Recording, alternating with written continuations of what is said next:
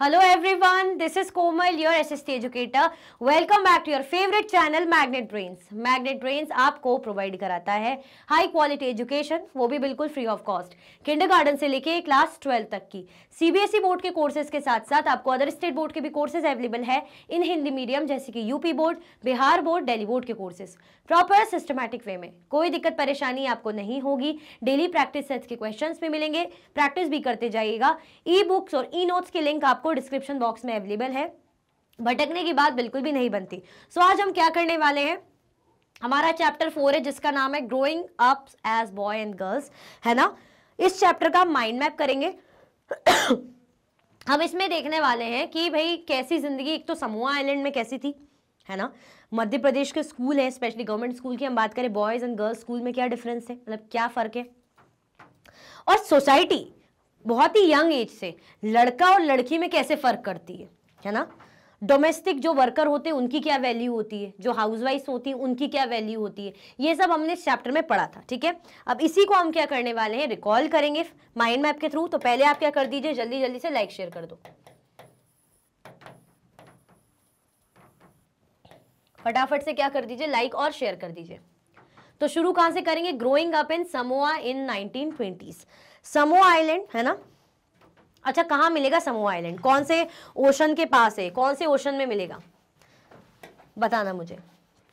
Okay, The Samoan Island are part of a large group of small island in the southern part of the Pacific Ocean. Samoan island की बात की जा रही है, वो किसका पार्ट है, एक लार्ज ग्रुप का मतलब है ना। Are part of a large group of small island, एक छोटा सा आइलैंड है, उसके लार्ज ग्रुप का ये हिस्सा है जो कहाँ मिलेगा, पैसिफिक ओशन के सदर्न पार्ट में। तो पैसिफिक ओशन जो है हमारा सबसे बड़ा महासागर जिसे कहा जाता है, तो उसके लार्ज ग्रुप में, मतलब स्मॉल आइलैंड है एक वहां पे, उसका लार्ज ग्रुप है क्या, समोअन island. In the 1920s, according to research report on Samoan society, children did not go to school.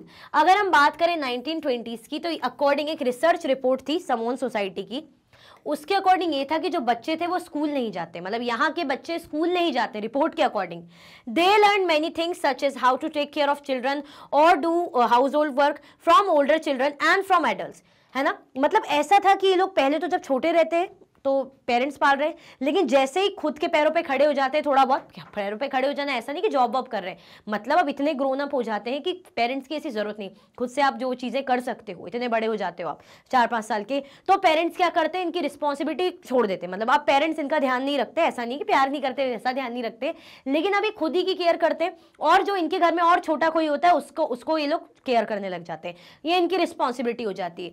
तो लिखा है ना, they learn many things such as, जैसे उनको समझ में आता है कि बच्चों को कैसे पालना है, छोटे बच्चे उनकी कैसे केयर करनी है, हाउस होल्ड वर्क कैसे करने, है ना। और अगर ओल्डर चिल्ड्रन है तो किससे सीखते हैं, सब जो घर में अडल्ट है, बड़े लोग हैं, उनसे सीखते हैं सारे काम। क्लियर हुआ। Fishing was very important activity on the island. इस आइलैंड में फिशिंग बहुत ही इंपॉर्टेंट एक्टिविटी मानी जाती है। ऑब्वियसली भाई आप आइलैंड की बात कर रहे हो, पानी वाली जगहों की बात कर रहे हो। आइलैंड क्या होता है, आइलैंड वो होता है ना चारों ओर से पानी से घिरा हुआ होता है, तो क्या होगा, यहाँ पे फिशिंग होती है खूब ज्यादा। क्लियर हुआ, आया समझ में। फिशिंग यहाँ की क्या है, इंपॉर्टेंट एक्टिविटी मानी जाती है। तो ये किसका देख रहे हैं हम, समोन आइलैंड का देख रहे हैं। यहाँ पे हमने देखा कि बच्चे क्या है, स्कूल नहीं जाते, है ना, बहुत ही बचपन से जो है काम वाम करने लग जाते हैं लड़के, जो है फिशिंग विशिंग, मतलब यहाँ पे फिशिंग मेन काम है। आगे अभी देखते हैं क्या क्या होता है। But by the time a boy was about 9 years old, he joined the older boys in learning outdoor jobs like fishing and planting coconuts. अगर हम बात करें यहाँ पे, जैसे बोला जा रहा है कि बच्चे घर का काम संभालने लग जाते हैं, छोटे बच्चे जो हैं उनको संभालने लग जाते हैं, है ना, मतलब इन पे रिस्पॉन्सिबिलिटी आ जाती है। अब लड़के जैसे कितनी एज हो जाती है, लगभग 9 साल के हो जाते हैं, है ना, तो क्या करते, बाहर काम करते, बाहर की चीजें करने लग जाते, बाहर की एक्टिविटीज जैसे फिशिंग कर रहे हैं, कोकोनट्स प्लांट कर रहे हैं, ये सब करने लग जाते थे। Girls had to continue looking after small childrens. जो लड़कियां रहती थी उनका काम ये रहता था कि भाई जो भी घर में छोटे बच्चे हैं उनको लुक आफ्टर करना है, यानी उनका देख रेख करनी है। और do arrange for adults till they were teenagers, मतलब और जो भी एक्स्ट्रा छोटे मोटे जैसे चीजें के काम है बाहर वार के, ये सब जो भी है, ऐसे कोई बहुत बड़ी चीजें इतना नहीं करते थे, मतलब बाहर इन्हें जाने से दिया नहीं जाता था, तो जो भी है थोड़ा बहुत मदद करना ये सब तो ये लोग करते थे। ठीक है, लड़कियां करती थी, लड़कियां बाहर नहीं जाती थी। लड़के 9 एज की उम्र से ही, जो है 9 ईयर की उम्र से ही बाहर जाने लग जाते, बाहर का काम करने लग जाते, लेकिन लड़कियां अभी घर ही संभाल रही होती हैं। After the age of 14 or so, girls also went on fishing trips, work in plantation, learn how to weave basket. लेकिन जैसे ये लगभग 14 साल की उम्र में आ जाती हैं और उसमें तो गर्ल्स क्या शुरू कर देती है, फिशिंग ट्रिप शुरू कर देती है ना, प्लांटेशन में काम करना शुरू कर देती है और सीख जाती है कि भाई बास्केट वगैरह कैसे वीव करना है, कैसे बुनना है, ये सब इन्हें आने लग जाता है। क्लियर हुआ? आया समझ में? समोन आइलैंड के बारे में देख रहे हैं। देखो इसको इतना डीप समझाने की मेरे अकॉर्डिंग ज़रूरत नहीं है क्योंकि ऑलरेडी मैं चैप्टर में पढ़ा चुकी हूँ, है ना। प्लेलिस्ट में अगर आपको मतलब अगर चैप्टर आपको अच्छे से समझना है एलैबोरेट करके तो आप प्लेलिस्ट में जाकर देख सकते हैं। यहाँ पर जस्ट हम रिकॉल कर रहे हैं। क्लियर? स्क्रीनशॉट लेते जाओ फटाफट से। Growing up male in Madhya Pradesh in the 1960। अब मध्य प्रदेश का केस हमने देखा था। From class 6 onwards boys and girls went to separate schools. अगर हम बात करें 6 क्लास से तो बॉयज एंड गर्ल्स के सेपरेट स्कूल रहते थे। उससे पहले तक बच्चे साथ में ही जा रहे हैं, लेकिन जैसे 6 क्लास के बाद तो लड़कियों का अलग स्कूल रहता था, लड़कों का अलग। The girls school was design very differently from the boys school. Girls school की बात करें तो बॉयज स्कूल से इनको बहुत ही अलग तरीके से डिजाइन किया जाता था। मतलब बॉयज स्कूल अलग, गर्ल्स का स्कूल अलग, और गर्ल्स के स्कूल की डिजाइनिंग अलग ही टाइप की होती थी। जैसे girls walked on the streets, they looked so purposeful. This was unlike the boys who used the streets as a place to stand around idling, to play, to try out tricks with their bicycle. The girl always went in groups, perhaps because they also carried fear of being teased or attacked. अब यहाँ पे बताया जा रहा है कि लड़कियों की हर चीज़ मतलब लड़कों के मामलों में अलग ही रहती थी। लड़कियों का स्कूल भी कैसा रहता था, क्योंकि यहाँ पे मेंशन नहीं, लेकिन मैं आपको बता देती हूँ, चैप्टर में हमने पढ़ा है कि लड़कियों के स्कूल में जैसे बीच में कोर्टयार्ड जैसा मैदान वैसा बना हुआ है, आंगन जैसा बना है, और वॉल्स वगैरह लगी है सेफ्टी पर्पज के लिए, ताकि लड़कियों के लिए सेफ्टी बनी रहे और वहाँ खेले। लेकिन लड़कों के लिए, लड़कों के स्कूल में ऐसे कुछ भी डिजाइन, ऐसी कुछ भी चीज़ नहीं बनी है। लड़कियों के लिए बनी है फॉर अ सेफ्टी पर्पज, लड़कों के लिए ऐसा कुछ नहीं। यानी यहाँ लड़के और लड़कियों के स्कूल में डिफरेंस हमें दिख गया। लड़कों का स्कूल अलग डिजाइन से बना है, लड़कियों का स्कूल अलग टाइप से बना हुआ है ना। अब जैसे लड़के हैं स्कूल छूटने के बाद भाई घूम रहे हैं, मस्ती कर रहे हैं, साइकिल घुमा रहे हैं, ये कर रहे हैं, लड़कियों को मतलब जो जा रही है ऐसी देख रहे हैं। लेकिन लड़कियां क्या करती थी, लड़कियां चुपचाप से मतलब ऐसी दिखती थी पर्पसफुल कि मतलब सीधे बस घर ही जाना है ना, घर ही जाती थी। This was unlike the boys who use the street as place to stand around idling, to play, to try out tricks with their bicycles. मतलब लड़कों की तरह नहीं थे कि भाई जैसे लड़के हैं बाइसिकल चला रहे हैं, ट्रिक कर रहे हैं, मस्ती कर रहे हैं, है ना, शोर कर रहे हैं, जो भी है। लेकिन लड़कियां ऐसी लगती थी बस अपने काम से काम, गली से निकलो और घर जाओ। The girl always went in groups, perhaps because they also carried fear of being teased or attacked. Girls जो थी हमेशा ग्रुप में जाती थी। क्यों? क्योंकि उनको ये डर रहता था कि भाई हमें कोई टीज कर सकता है, हमें कोई अटैक कर सकता है, इसलिए वो हमेशा कैसी दिखती थी, ग्रुप्स में ही दिखती थी। तो क्लियर हुआ? तो यहाँ पे आपको क्या दिख गया, लड़के और लड़कियों के बीच में डिफरेंस दिख गया, है ना। मतलब लड़कों का स्कूल अलग है, लड़कियों का स्कूल अलग है, डिजाइन भी अलग टाइप की बनी हुई है। लड़के जो है थोड़ा सा गली में टाइम पास वगैरह कर रहे हैं, लड़कियां सीधे चुपचाप घर जा रही है, ग्रुप में जा रही है। अब क्या टॉपिक है हमारा, वैल्यूइंग हाउसवर्क। यहाँ हमने 2 एग्जाम्पल से क्या देखा कि भाई कैसे कैसे क्या चीजें हो रही हैं। अब हम क्या करेंगे, क्या देखेंगे, टॉपिक वैल्यूइंग हाउसवर्क, कि हाउसवर्क की कैसे वैल्यू की जा रही है। मतलब हाउसवर्क जो है उसकी वैल्यू नहीं की जाती, है ना, उसको ऐसा माना जाता है कि अरे ये तो कोई काम ही नहीं है, उसको इतनी इंपॉर्टेंस दी नहीं जाती। और अगर इससे पहले का हम एग्जाम्पल देखें जो हमने देखा अपना मध्य प्रदेश के स्कूल का बात करें या समोन आइलैंड की, तो इससे हमें समझ में आया कि हम ऐसा मानते हैं ना कि जैसे हमारा जो रहने सहने का तरीका है वो एक जैसा ही है, ग्रोन अप होने का तरीका एक जैसा ही है, तो नहीं, हमारे तरीके अलग अलग हैं। जैसे हमने देखा समोन आइलैंड में बच्चे अलग तरीके से बढ़ रहे हैं, है ना, यहाँ पे मध्य प्रदेश में अलग तरीके से बढ़ रहे हैं। तो सबका अपना अपना जीवन है, अपना अपना जो है बड़े होने का तरीका है। आप अपने दादाजी लोगों से पूछोगे, दादी से पूछोगे, तो वो बताएंगे कि नहीं नहीं हमारे टाइम पे तो ऐसा होता था, लड़कियों को इतना नहीं जाने देते थे, ऐसा नहीं करने देते थे। लेकिन आज का टाइम बहुत अलग है, ठीक है। Across the world, main responsibility for housework and caregiving tasks, etc., lies with women. अगर हम बात करें कहीं भी दुनिया के किसी भी जगह की बात करें तो रिस्पॉन्सिबिलिटी है ना, जो मेन रिस्पॉन्सिबिलिटी जिम्मेदारी होती है हाउसवर्क की या केयर गिविंग टास्क की, किस पे होती है, औरतों पे ही होती है ना। अगर हम बोलेंगे ना औरत चाहे बाहर का भी काम कर ले, ऑफिस भी संभाल ले, चाहे ऑफिस में कोई अच्छी पोस्ट पर भी हो, है ना, लेकिन घर की एक जिम्मेदारी जो बनी सी रहती है औरतों पे ही रहती है कि आपको भाई लोगों की केयर टेक करनी है, लोगों का ध्यान रखना है, घर का ध्यान रखना है। It is also assumed that this is something that comes naturally to women. इसे क्या माना जाता है कि भैया ये तो औरतों का काम है, औरतें करेंगी, मतलब नेचुरली ऐसा माना जाता है कि इसमें कुछ अलग नहीं है कि हम इन्हें काम दे रहे हैं, ये तो औरतों का काम है, भाई औरतों को तो चूल्हा चौका संभाल लेंगी। जैसे हमारे पेरेंट्स ही बोल देते, मेरी पेरेंट्स बोल देते, जैसे मैं गुस्से में बोल देती हूँ कि अरे यार उसको बोलो ना मेरा भाई है कि वो कर लेगा काम, तो मम्मी बोलती नहीं बेटा ये तो कुछ भी कर लो, तुम्हें करना ही है, लड़की कुछ भी कर ले। मैं बोलती थी मैं ऑफिस जाके आ रही हूँ, थकार के आ रही हूँ, आप उससे काम नहीं करा रहे, उसकी तो आज छुट्टी थी, तो मम्मी बोलती थी नहीं बेटा जो भी है भाई करना तुम्हें ही है, तुम अब चाहे ऑफिस जाओ कुछ भी हो, काम तो तुम्हें ही संभालना है। तो एक जो बना रखा है कि भाई स्टीरियोटाइप है, हम कह सकते हैं फिक्स इमेज कि भाई लड़कियों को काम है, उनको तो घर संभालना ही है, ये नेचुरली उनके लिए होता ही है, ये टास्क उन्हें करना ही होता है।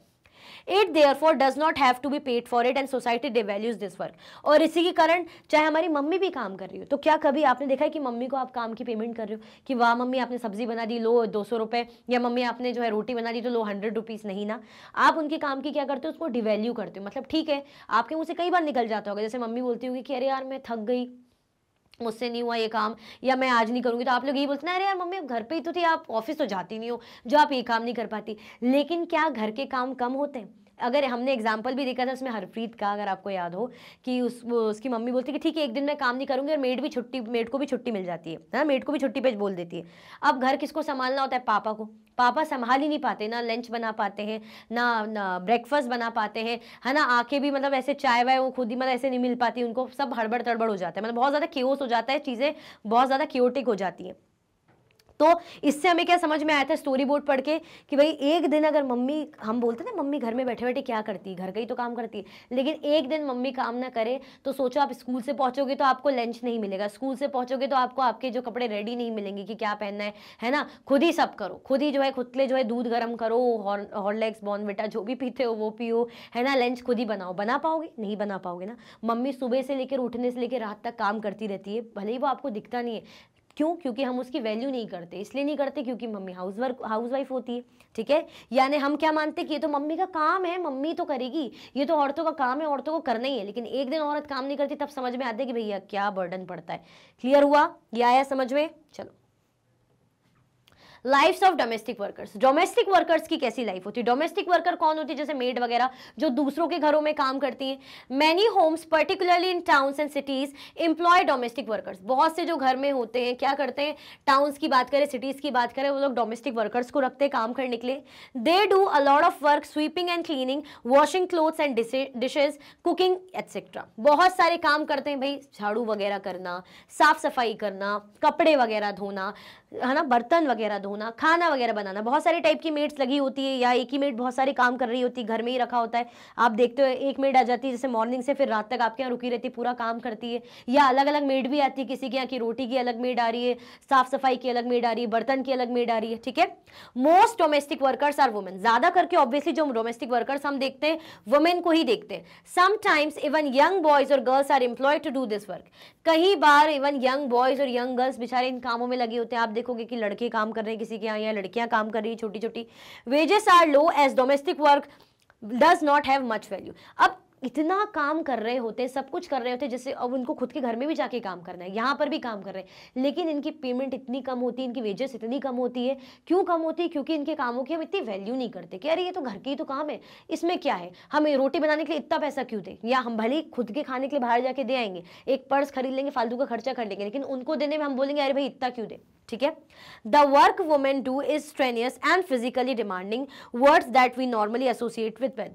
जो काम औरतें करती है वो वाकई में बहुत ज्यादा फिजिकली डिमांडिंग होता है, मतलब शारीरिक तौर पे बहुत मेहनत लगती है, बहुत एफर्ट्स लगाने पड़ते हैं। लेकिन हम क्या करते हैं, उनको डिवैल्यू करते, इतनी वैल्यू देते नहीं है। और वैल्यू नहीं देते तो हम उनको इतनी पेमेंट भी नहीं देते। हमें लगता है कि घर का ही तो काम है, इतना क्या कर रही है, तो हम उनको क्या करते हैं, डिसरिस्पेक्ट करते हैं। कई बार उनके काम को इतनी ज़्यादा वो नहीं देते, इंपॉर्टेंस नहीं देते। क्लियर हुआ? आया समझ में? आपने खुद देखा होगा अगर आपके यहाँ मेड आती होगी तो कई बार उनको ऐसा अलग थलग ट्रीट किया जाता है, या उनको सेम कप में चाय नहीं दे रहे हो, है ना, या उनको डांट रही है आपकी मम्मी। कई बार आपने नोटिस करा होगा। क्यों? क्योंकि उनकी काम की वैल्यू नहीं है। बेचारी बोलती भी होगी कि भाई मुझे भी घर जाना है, काम करना है, थोड़ा आप या तो आप थोड़ा सैलरी बढ़ा दो, ये कर दो, तो वो भी नहीं बढ़ाएंगे। क्यों? क्योंकि ऐसा लगता है अरे रोटी तो बना रही है तो उसमें तेरे को इतनी क्या बढ़ा के दे सैलरी। हम यानी हाउस होल्ड वर्क को क्या करें, डिवैल्यू कर रहे हैं। क्लियर हुआ?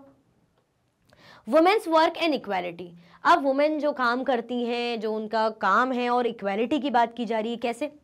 As we have seen, the low value attached to women's household and caregiving work is not an individual or family matter. It is part of a larger system of inequality between men and women. Equality is an important principle of our constitution. In reality, inequality between the sexes exist. अब जैसे कि हमने देखा कि हम क्या करते हैं, वुमेन जो घर में काम करती है, जो हाउस होल्ड वर्क करती है या केयर गिविंग वर्क करती है ना, तो हम उनको वाकई में डिवैल्यू करते हैं कि भाई ये तो आपका काम है ना। मम्मी भले ही खुद बीमार हो, अगर हम बीमार हैं तो हम बोलेंगे अरे मम्मी आपने ये नहीं किया, देखो ये नहीं किया। मम्मी बोलेगी भाई तुम लोग ने भी तो, तुम भी तो नहीं है, मैं भी तो थक गई थी, मेरी भी तो मुझे भी तो फीवर था। तो हम बोलेंगे लेकिन आप ही को तो करना पड़ेगा ना, हम कहाँ से क्या करें। हम क्या कर रहे हैं कि अरे ठीक है ना, घर पे ही तो थी, आपको कैसे बुखार आ गया, आपको कैसे फीवर आ गया, कैसे थक गए, हम तो देखो ऑफिस से आ रहे हैं, हम तो देखो बाहर से आ रहे हैं। कई बार आपने सुना होगा। तो ये जो मैटर सिर्फ एक ही का नहीं है, बहुत सारा ये मैटर बहुत जगह हमें देखने को मिलता है। It is a part of a larger system of equality between man and women. ये क्या है, एक तरीके से सिस्टम है इनइक्वालिटी का जो मैन एंड वुमेन के बीच में किया जाता है ना, कि आदमी अगर ऑफिस से थक हार के आ रहा है, बोल रहा है मैं बीमार हूं, तो उसकी ज्यादा केयर करेंगे, और औरत जो दिन भर घर में काम कर रही है बस इसी बेसिस पे उसको वैल्यू नहीं करेंगे। क्यों? क्योंकि वो तो घर का काम कर रही है, घर में ही है, तो कैसे थक गई, ऐसा भी क्या कर लिया। ठीक है, कई बार ऐसा नहीं कि चीजें हमें समझ में नहीं, जब मतलब अब समझ में आ गई, लेकिन पहले नहीं आती तो हम ही बोल देते, मैं ही कई बार बोल देती कि मम्मी आप क्या करते हो, जो स्कूल से आके गुस्से में, अरे यार आपने मम्मी देखो ये भी नहीं बनाया, ये ड्रेस तैयार करके नहीं रखी, प्रेस नहीं करा, आयरन नहीं करा, आप अब कर क्या रहे थे। तो बोलती मैंने ये करा, सफाई करी, तो क्या हो गया, इसकी क्या जरूरत थी। लेकिन एक दिन अगर सफाई नहीं करेंगे तो खुद ही बोलेंगे हम कि यार ये कैसे गंदा दिख रहा है, आपने साफ नहीं किया। तो फिर हमें समझ में आता है कि अरे भाई देखो, एक दिन काम नहीं करेंगी तो ना बर्तन धुले मिलेंगे, ना खाना बना मिलेगा, ना चाय मिलेगी, ना दूध मिलेगा, कुछ नहीं मिलेगा, तब जाके हमें समझ में आता है। ठीक है, लेकिन फिर भी इक्वालिटी एग्जिस्ट करती है बिटवीन मैन एंड वुमेन। आदमी अगर काम करेगा और थकेगा तो हम बोलेंगे अरे बेचारा, औरत अगर काम करेगी थकेगी, तो ये तो औरतों का काम है भाई, करना तो पड़ता ही है। इवन कई बार औरतों पे क्या आ जाता है, डबल बर्डन आ जाता है। कौन सा टर्म हम यूज करेंगे, डबल बर्डन, इसी चैप्टर में यूज हुआ है, डबल बर्डन।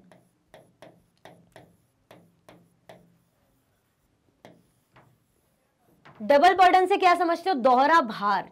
डबल बर्डन औरतों पे, जैसे औरतें जो घर का काम तो करती हैं भाई, ऑफिस में भी काम कर रही है, मतलब आपने देखा होगा ना, आपकी वर्किंग मम्मी होंगी जो काम करते होंगे, डॉक्टर हो सकती है, इंजीनियर हो सकती है, बैंक में काम कर सकती है, टीचर हो सकती है, कुछ भी हो सकती है, वो ऑफिस का भी काम करके आ रही हैं और घर पर भी काम कर रही है। That means they have double burden, मतलब उनमें क्या है, दोहरा भार है, घर भी संभालना है। अगर यही काम एक दिन पापा कर लें कि ऑफिस से आ रहे हैं, घर भी संभाल रहे हैं, तो लोग पैर पड़ने लगेंगे, लोग पूजा करने लगेंगे, अरे वाह क्या आदमी है, वाह क्या बात है, घर का भी काम कर रहा है, ऑफिस का भी काम कर रहा है। तो वही बात है ना, आपको सोच के कितना अलग लग रहा है कि वाह पापा दोनों काम करेंगे, वाह, और मम्मी करेगी तो ठीक है ना, मम्मी का तो काम ही है, मम्मी तो औरतें करना ही पड़ेगा।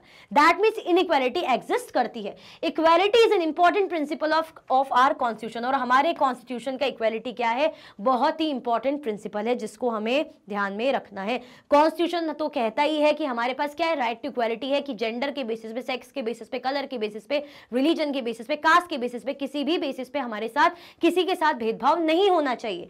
In reality inequality between the sexes exist. अगर हम बात करें रियलिटी में, तो भेदभाव दोनों ही सेक्स के बीच में, चाहे मेल हो या फीमेल हो, होता है, एग्जिस्ट करता है। भेदभाव हम क्या करते हैं, लोगों के साथ करते हैं। ठीक है, तो वुमेन्स वर्क एंड इक्वालिटी समझ में आया। The government is therefore committed to understanding the reasons for this and taking positive steps to remedy the situation. इसीलिए गवर्नमेंट इस चीज को बहुत सीरियस ले रही है, समझ रही है कि कुछ ना कुछ हमें ऐसा करना चाहिए कि औरतों की भी स्थिति या परिस्थिति है समाज में आदमियों के बराबर हो। The government has passed laws that make it mandatory for organizations that have more than 30 women employees to provide crash facilities.